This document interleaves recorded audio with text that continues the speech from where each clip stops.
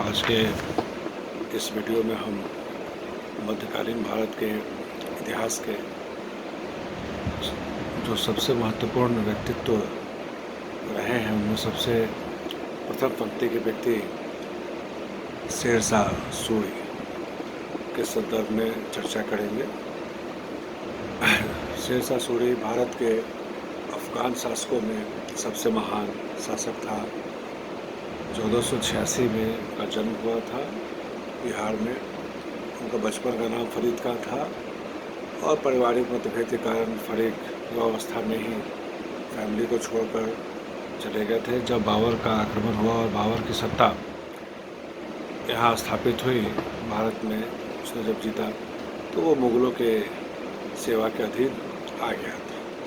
लेकिन जब 1528 के बाद वो वापस बिहार आ गया और जो नुआनी शासक थे मोहम्मद शाह, उनके अधीन रहकर काम करने लगा। मोहम्मद शाह की मृत्यु बहुत जल्द हो गई। उसकी मृत्यु होने के बाद शेर खां उसके संरक्षक नियुक्त किए गए। इस समय में शेर खां ने अपने पावर को आगे बढ़ाया और उसने चुनार और रोहतास के किलों पर अपना आधिपत्य कर लिया और धीरे धीरे उसने बंगाल में भी अपनी सत्ता मजबूत की। इसका परिणाम यह हुआ कि शेरशाह का संघर्ष हुमायूं के साथ हुआ और उसने हुमायूं को परास्त करके दिल्ली में अफगान सत्ता को पुनर्स्थापित किया।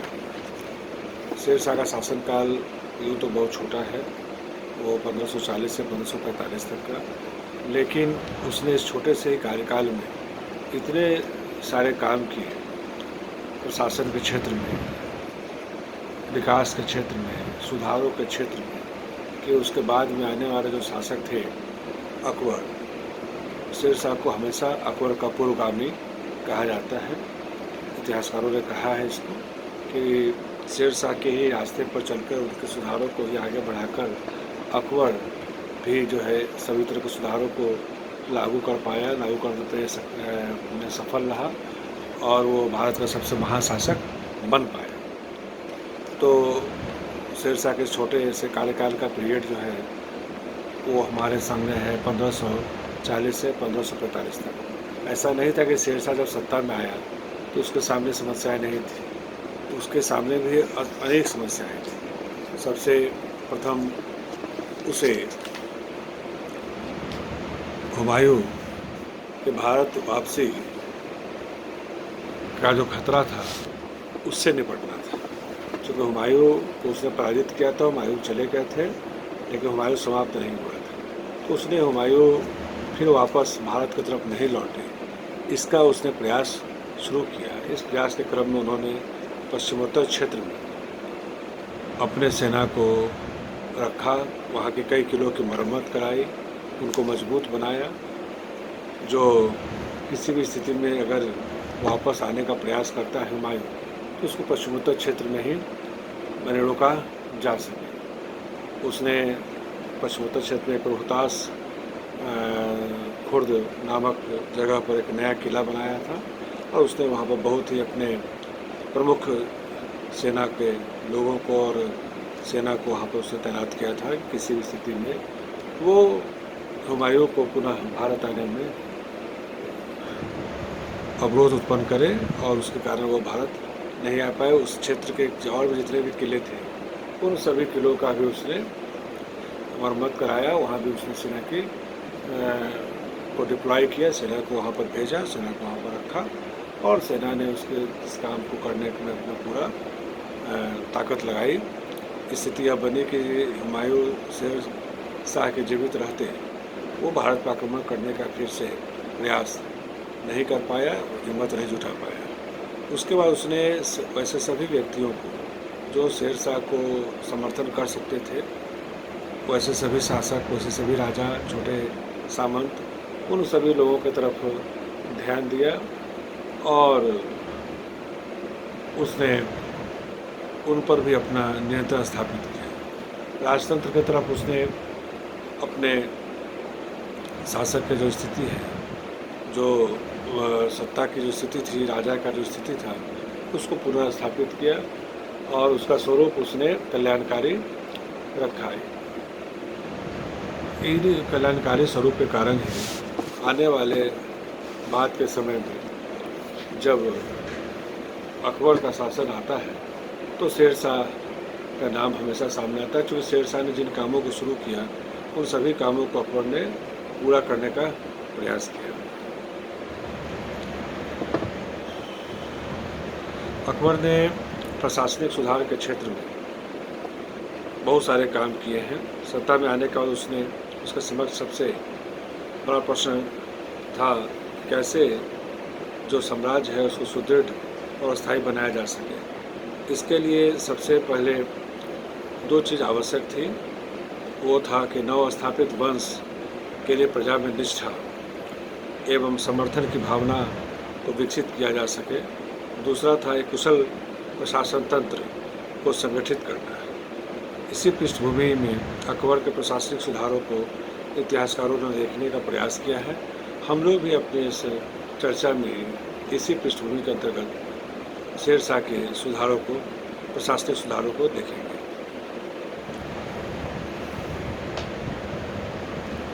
शेरशाह के प्रशासनिक सुधारों के ऊपर विभिन्न इतिहासकारों ने अपने अपने मत दिए हैं। उसमें से लोगों ने यह स्थापित किया कि शेरशाह ने पहले से चली जा रही जो व्यवस्थाएं थी उसमें ही बहुत कुछ चेंज करके उसको समसामयिक बनाकर उसको इस तरह से इम्प्लीमेंट किया कि उसको वह सफलतापूर्वक शेरशाह उसको लागू कर पाने में सफल रहा और लोगों ने उनके सुधारों को माना भी, और इस कारण से शेरशाह के समय में प्रशासनिक स्तर पर बहुत सारा विकास का भी काम हुआ। यही नहीं, शेरशाह के प्रशासनिक आदर्शों और नीतियों, विशेषकर धार्मिक उदारता के सिद्धांत को शेरशाह के प्रशासन के साथ जोड़ लिया जाता है। यहाँ पर यह भी देखना पड़ता है कि अब्बास सरवानी ने जो किताब लिखी है उसके अंतर्गत यह आता है कि अकबर के आदेश पर लिखी तोहफ़ाए अकबर शाही में यह अतिशयोक्ति आ जाता है कि शेरशाह अकबर का अग्रदूत था, और बाद के भी कई इतिहासकारों ने इसको स्थापित करने का प्रयास किया है। शेरशाह के प्रशासनिक सुधार मुख्य रूप से प्रबुद्ध शासक के आदर्श से प्रेरित थे। इसमें राज्य के हित की रक्षा एवं प्रजा के उद्धार के उपाय दोनों को समान महत्व दिया गया था। ऐसा प्रशासनिक संगठन बनाने में शेरशाह ने कई पुरानी संस्थाओं को बना रहने दिया, जैसे पुराने केंद्रीय प्रशासन को। फिर उसने उन संस्थाओं को पुनः आरंभ किया जो बीच के काल में शिथिल हो गए थे। इसका उदाहरण सैन्य व्यवस्था में मिलता है। इसके अलावा उसने कई नए प्रयोग, नए आविष्कार भी किए, जिसमें हम मुख्य रूप से लगान व्यवस्था को पाते हैं। इस प्रकार शेरशाह की प्रशासनिक प्रणाली में निरंतरता, पुनरुद्धार एवं परिवर्तन तीनों ही लक्षण दिखाई पड़ते हैं। प्रशासनिक संगठन के क्षेत्र में शेरशाह ने सल्तनत कालीन केंद्रीय प्रशासन को बनाए रखा। शेरशाह ने मुगलों द्वारा प्रचलित बादशाह की जगह सुल्तान की उपाधि ग्रहण की। इस के द्वारा शेरशाह ने यह स्थापित करने का प्रयत्न किया कि वो जो लोदी के समय अफगानों का जो शासन व्यवस्था चल रहा था वो उसी परंपरा को आगे बढ़ा रहा है। इसके साथ साथ उसने बीच में जो मुग़ल आए, बाबर, हुमायूं, उनको बाहरी इन्वेडर करके उनको भारतीय परिप्रेक्ष्य में अलग करने का उन्होंने प्रयास किया था। उसका यह प्रयास सिकंदर लोदी, इब्राहिम लोदी के परंपरा में ही था। इसका शेरशाह का राज्य अफगान अभिजात्य वर्ग के समर्थन पर निरंकुश तंत्र के रूप में स्थापित था, जिसमें जन कल्याण के सिद्धांत को भी निर्णायक स्थान दिया गया था। शेरशाह ने केंद्रीय प्रशासन का वही स्वरूप बनाए रखा जो सल्तनत कालीन समय में था, उसने सिर्फ यह एक अंतर किया कि उसने प्रधानमंत्री नियुक्त नहीं किया, बल्कि सभी प्रशासनिक विभागों का प्रत्यक्ष निगरानी और नियंत्रण अपने ही अधीन रखा। अगले वीडियो में हम लोग केंद्रीय प्रशासन के लिए सिरसा ने कौन कौन से विभाग बनाए थे, मुख्य रूप से 4 विभाग थे वे, उन पर और कैसे उनका काम चलता था, उस पर हम लोग चर्चा करेंगे। धन्यवाद।